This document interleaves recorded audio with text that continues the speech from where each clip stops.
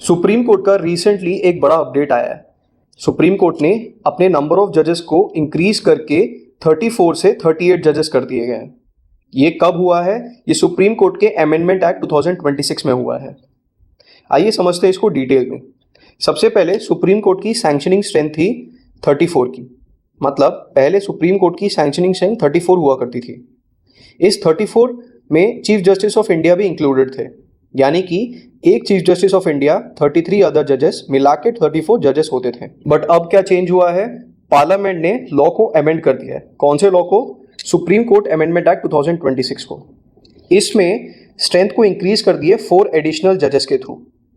अभी भी एक CJI यानी कि 1 chief justice of India, 33 other जजेस थे प्लस 4 जजेस और कर दिए, तो टोटल 38 जजेस हो गए।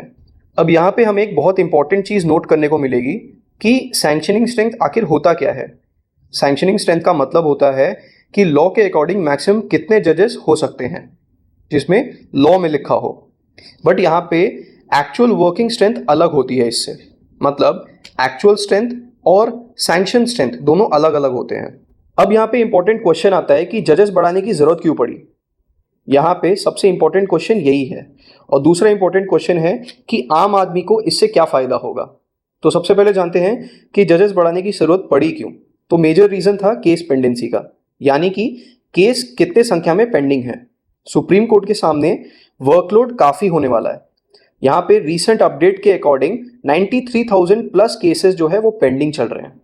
तो एग्जाम्पल के तौर पे इसको एक समझते हैं कि सपोज कीजिए कि एक हॉस्पिटल में नंबर ऑफ पेशेंट्स की संख्या जो है वो बढ़ जाती है, या मानिए कि हर एक डॉक्टर के अकॉर्डिंग नंबर ऑफ पेशेंट्स 50 है, तो एक डॉक्टर 50 पेशेंट्स को एड्रेस कर रहा है।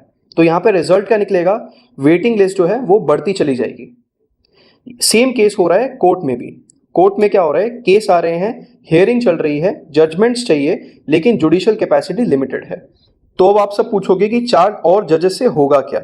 तो थ्योरेटिकली अगर देखा जाए तो स्ट्रेंथ बढ़ती है तो बेंचेस कॉन्स्टिट्यूट ज्यादा होंगे, ठीक है, मोर मैटर्स साइमल्टेनियसली सुने जाएंगे।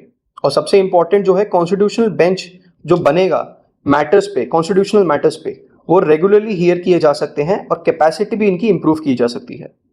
गवर्नमेंट का ऑब्जेक्टिव क्या है? सुप्रीम कोर्ट को मोर एफिशिएंटली और फास्ट ट्रैक वे में, यानी कि स्पीडी जस्टिस फैसिलिटेट करना चाहिए।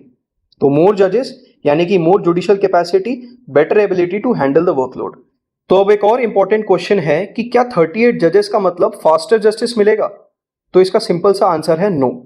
क्यों नहीं मिलेगा? क्योंकि सिर्फ और सिर्फ जस्टिस जजेस पे डिपेंड नहीं करती है, ये और भी सारे फैक्टर्स पे डिपेंड करती है, जैसे कि factors related to court rooms and infrastructure, supporting staffs पे भी डिपेंड करती है, वैकेंसीज भी डिपेंड करती है, प्रॉपर लिस्टिंग ऑफ केसेस पे भी डिपेंड करती है।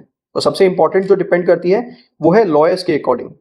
लॉयर्स को हियरिंग का टाइम मिलना चाहिए, और भी सारे केस मैनेजमेंट भी डिपेंड करती है। तो ये सारे फैक्टर जो है, अगर ये सारे साथ में फुलफिल हो तभी जो है फास्टर जस्टिस हमें मिल सकता है। अब जो हमारा पहला क्वेश्चन था कि क्या आम आदमी को इससे क्या फायदा मिलेगा, तो अगर एडिशनल जजेस एफिशिएंटली अपॉइंट हुए और जुडिशियल कैपेसिटी प्रॉपरली होती है तो सुप्रीम कोर्ट के केसेस हैंडल किए जा सकते हैं, और वो भी एफिशिएंटली किए जा सकते हैं।